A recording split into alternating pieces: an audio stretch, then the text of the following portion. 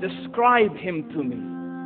And Muslim, look at the description of your Rasul. And for some, this would be the first time you hear what your Prophet looked like.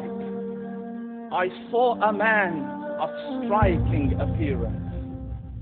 ظاهر الوضاء أبلج الوجه, radiant face, حسن الخلق, beautifully created.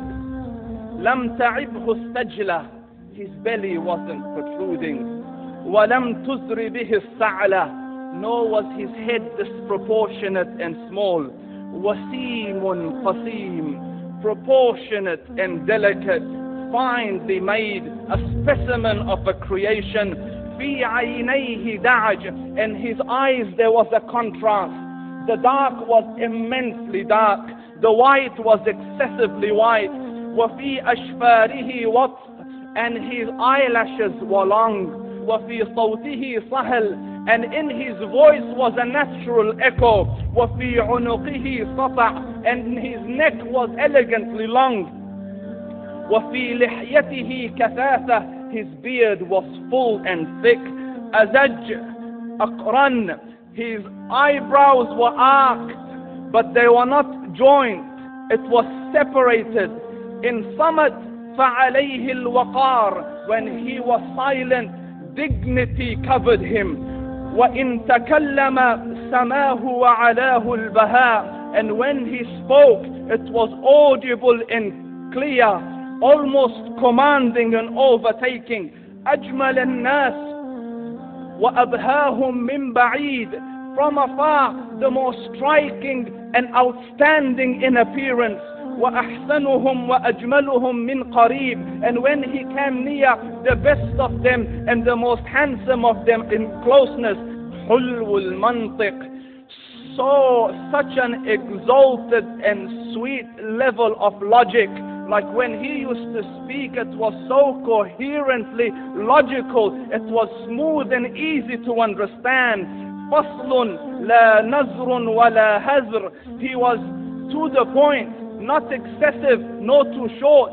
كأن منطقه خرزات نظم يتحدرن, his logic, his utterances, his words were like jewels coming out of a necklace, calculated, polished, one after the other, it would flow magically. ربعة, he was medium in height. Your eye didn't have to strain to look up at him, nor was it tedious to look down at him. He was a comfortable sight to look at. له رفقاء يحفون به, he had friends, the people that were with him, they were working around him to try to serve and protect him. إن قال سمعوا لقوله, when he used to say something, they used to hearken to what he used to say. وإن أمر تبادروا إلى أمره, when he commanded, they used to compete to fulfill the command. This is Muhammad Rasulullah. This is Muhammad Rasulullah. Anas ibn Malik says, he says, I came out one night,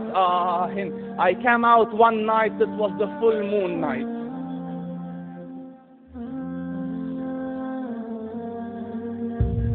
And I looked at the moon, and in the desert, understand, the moon is an awesome sight.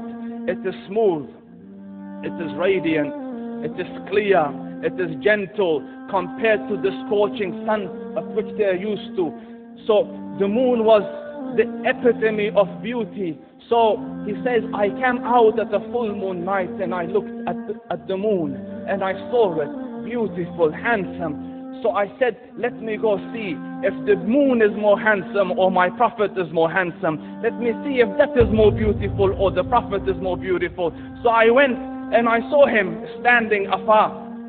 So I looked at his face and I looked at the moon and I looked at his face and I looked at the moon and I looked at his face and I looked at the moon, and he said, Wallahi, he was more handsome than the moon in its entirety. That is just the look of your Rasul. Aisha radiallahu anha says, I was sewing with a needle, my needle dropped in the dark, I couldn't find it. I said, Ya Rasul, I can't find it. He moved his face close, and I swear, out of the radiance of his face, I found my needle. And the Prophet sallallahu alayhi wasallam was mind-bogglingly handsome, but his handsomeness was covered with waqar and jalal and hayba.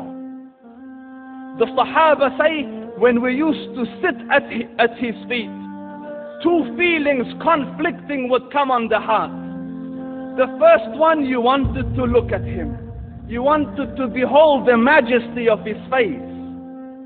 And when you wanted to look up, shyness used to overtake you, so you used to look down. Amr ibn al-As says, I sat with him many times, but if you ask me to describe his face, I can't describe it. I wouldn't be able to look up to him ijlalan wa ta'ziman. I couldn't look up at him.